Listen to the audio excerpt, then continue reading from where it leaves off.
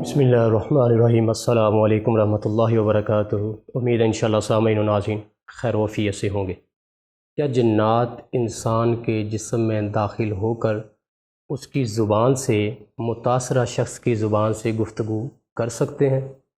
یہ ایک تفصیلی مضمون ہے، لیکن آج ہم انشاءاللہ مختصر وقت میں قرآن و حدیث کے دلائل کو سامنے رکھتے ہوئے اور اپنے مشاہدات کو سامنے رکھتے ہوئے آپ کو سمجھانے کی کوشش کریں گے۔ نبی مکرم صلی اللہ علیہ وآلہ وسلم نے فرمایا، ان الشیطان یجری من الانسان مجری الدم، شیطان انسان کے جسم میں اس طرح گردش کرتا ہے جیسے خون گردش کرتا ہے۔ اور اسی طرح بخاری و مسلم کی روایت ہے، آپ صلی اللہ علیہ وآلہ وسلم نے فرمایا، شیطان انسان کے ناک کے بانسے میں رات گزارتا ہے۔ تو یہ جسم کا حصہ ہی ہے۔ جسم میں خون جس طرح گردش کرتا ہے، جسم کے اندر خون گردش کرتا ہے، باہر گردش نہیں کرتا۔ شیطان خون کی طرح جسم کے اندر داخل ہو کر گردش کرتا ہے، انسان کے ناک میں بانسے میں وہ رات گزارتا ہے۔ اور اسی طرح مسند احمد کی روایت ہے، آپ صلی اللہ علیہ وآلہ وسلم کسی کو فرما رہے تھے، انی خشیت ان یدخل علیک الشیطان، مجھے یہ ڈر محسوس ہوا کہیں شیطان تمہارے جسم میں داخل نہ ہو جائے۔ اسی طرح آپ صلی اللہ علیہ وآلہ وسلم نے فرمایا کہ شیطان انسان کے دل پر ہاتھ رکھے ہوئے ہے۔ جب بندہ اللہ کا ذکر کرنا بھول جاتا ہے تو یہ اس کے دل پر قبضہ جما لیتا ہے۔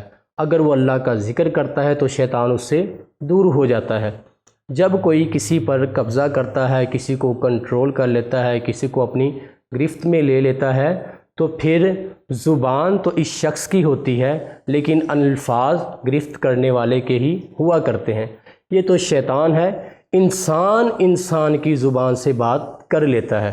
آپ نے سنا ہوگا گھروں کے ماحول بھی ایسے بن چکے ہیں کہ بعض اوقات جب شادی ہو جاتی ہے تو ماں کے ساتھ بیٹا جب کوئی تلخ کلامی کرتا ہے تو ماں کہتی ہے کہ آج تم نہیں بول رہے، تمہاری زبان سے تمہاری بیوی بات کر رہی ہے۔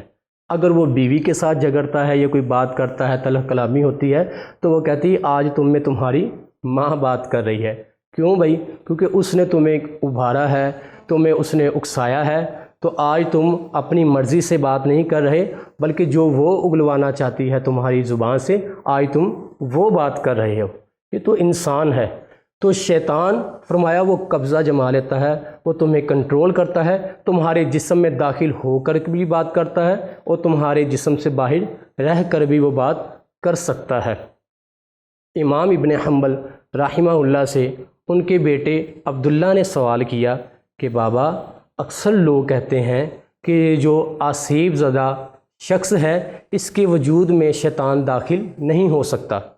تو امام ابن حنبل رحمہ اللہ نے فرمایا کہ یہ لوگ جھوٹ بولتے ہیں، بلکہ وہ شیطان ہی ہے جو کہ اس شخص کے وجود میں داخل ہو کر اس کی زبان سے گفتگو کرتا ہے۔ لیکن ایک بات جو سمجھنے والی ہے کہ بہت ہی کم ایسے لوگ ہیں، بہت ہی کم ایسے مریض ہیں جو میرے پاس اب تک آئے ہیں کہ جن کی زبان سے جن نے گفتگو ہمارے ساتھ کی ہو۔ زیادہ تر یہ نفسیاتی مسئلہ ہوتا ہے یا کوئی جان بوجھ کے ایسی حرکات کر رہا ہوتا ہے۔ بہت ہی کم تعداد ہے کہ جن کے جسم میں شیطان داخل ہو، جن داخل ہو اور پھر وہ کسی معالج سے یا گھر والوں سے وہ ہم کلام ہو۔ اس لیے یہ جسم میں شیطان کا داخل ہونا یہ ثابت ہے۔ اور میں تو ایسے معالجین کو بھی جانتا ہوں جو پہلے اس کا انکار کیا کرتے تھے، اپنے آپ کو سب سے منفرد ثابت کرنے کے لیے پہلے اس کا انکار کرتے تھے، لوگوں سے بحث و مباحثہ کرتے تھے کہ جی میرا اتنا زیادہ تجربہ ہے، میں نے تو آج تک نہیں دیکھا کہ شیطان کسی کے جسم میں داخل ہو۔ لیکن اب میں دیکھتا ہوں ایسے معالجین بھی لوگوں کو دلائل دیتے ہوئے، سمجھاتے ہوئے مجھے نظر آتے ہیں کہ جسم میں شیطان داخل ہو سکتا ہے۔